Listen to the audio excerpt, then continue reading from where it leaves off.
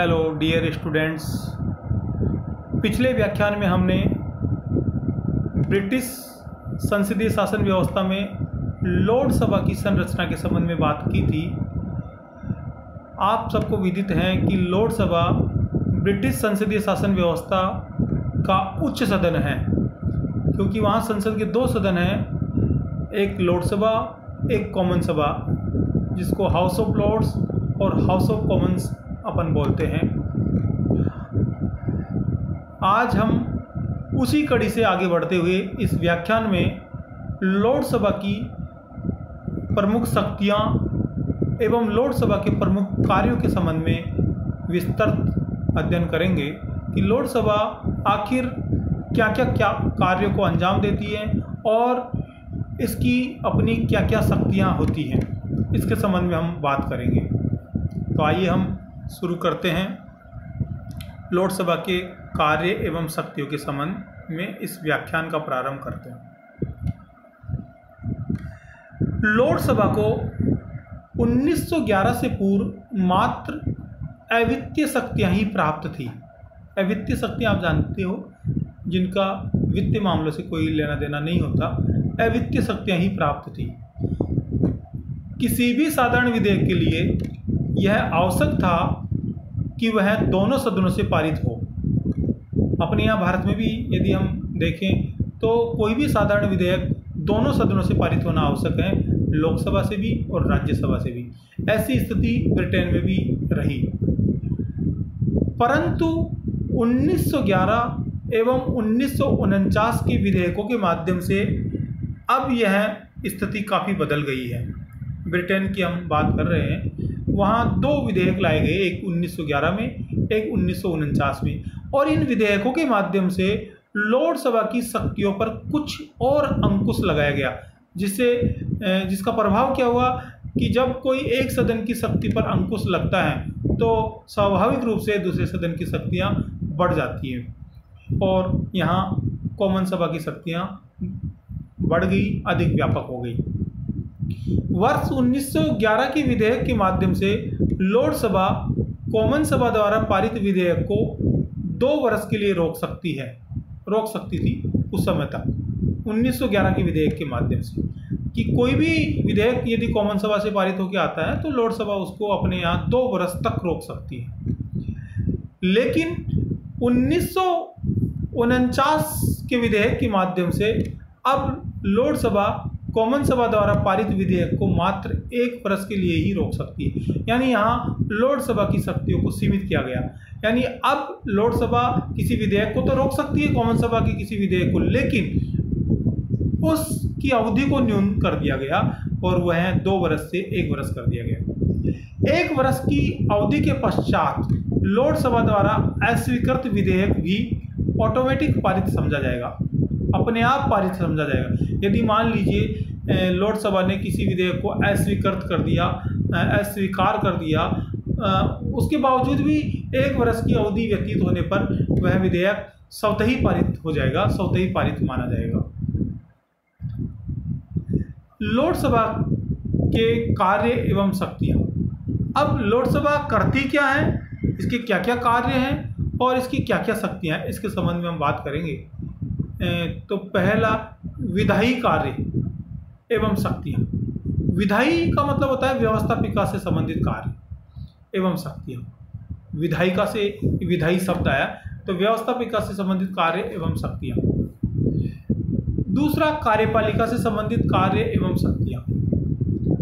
तीसरा, न्याय संबंधी कार्य एवं शक्तियाँ, जिसमें लोकसभा को कुछ न्यायिक शक्तियाँ प्राप्त होती है, कुछ क्षमादान की, कुछ सजा को स्थगित करने की, विलंबित करने की,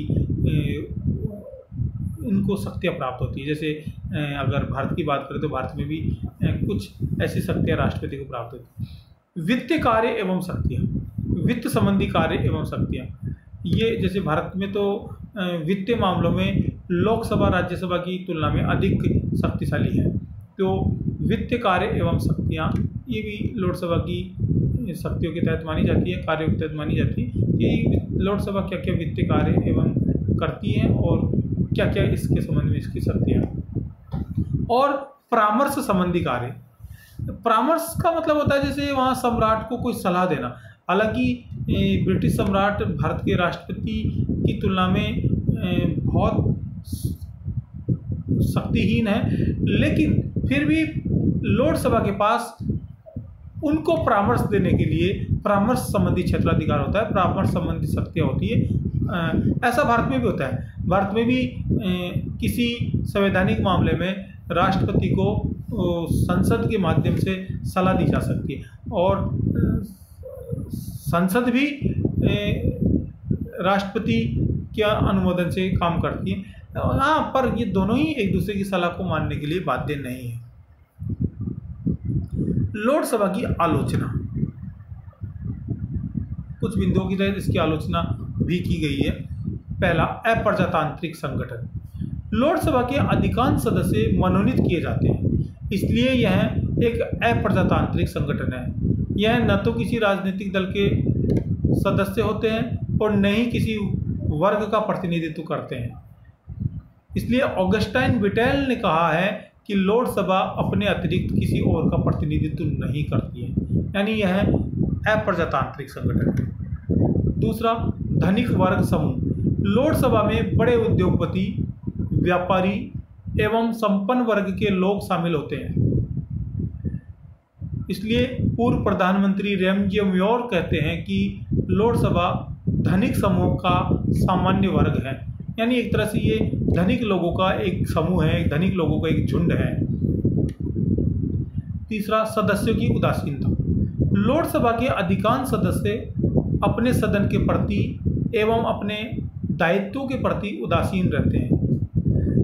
लोक सभा की गणपूर्ति भी संवैधानिक मामलों में मात्र 30 सदस्य रखी गई है, और वैसे तो 3 सदस्य ही रखी गई है। तो इससे ये साफ दिखाई देता है कि 700 से अधिक संख्या में गणपूर्ति मात्र 30 सदस्य होना अपने आप में सदस्यों की उदासीनता का प्रतीक माना जाता है। प्रगतिशील कानूनों में बाधक। जो प्रगतिशील कानून बनाए जाते हैं कॉमन सभा के द्वारा, जो स्टेप उठाए जाते हैं अच्छे कानून बनाने के लिए, उसमें ये बाधा डालने का काम करता है। जब भी कॉमन सभा कोई अच्छा काम करती है तो लोक सभा उसके अच्छे कार्यों में बाधा डालने का काम करती है।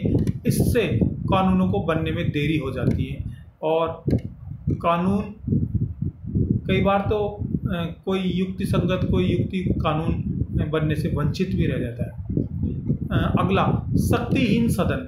लोक सभा एक प्रकार से शक्तिहीन सदन है, इसके पास कोई शक्ति नहीं होती, और जो रही सही शक्ति थी उसको भी 1911 एवं 1949 के विधेयकों के माध्यम से और शक्तिहीन बना दिया गया और इनकी शक्तियों को न्यून कर दिया गया। इसलिए अब लोक सभा कॉमन सभा की तुलना में बहुत शक्तिहीन सदन है और बहुत अनुपयुक्त सा सदन हो गया, क्योंकि इसकी कोई इतनी अब उपयोगिता नहीं रही।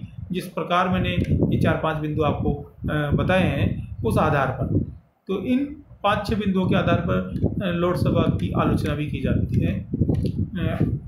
अब इससे आगे की बात हम अगले व्याख्यान में करेंगे, जिसके तहत हम ब्रिटिश संसदीय शासन व्यवस्था के जो दूसरा सदन है कॉमन सभा, उसके संबंध में बात करेंगे अगले व्याख्यान में। आप सभी को बहुत धन्यवाद, आभार।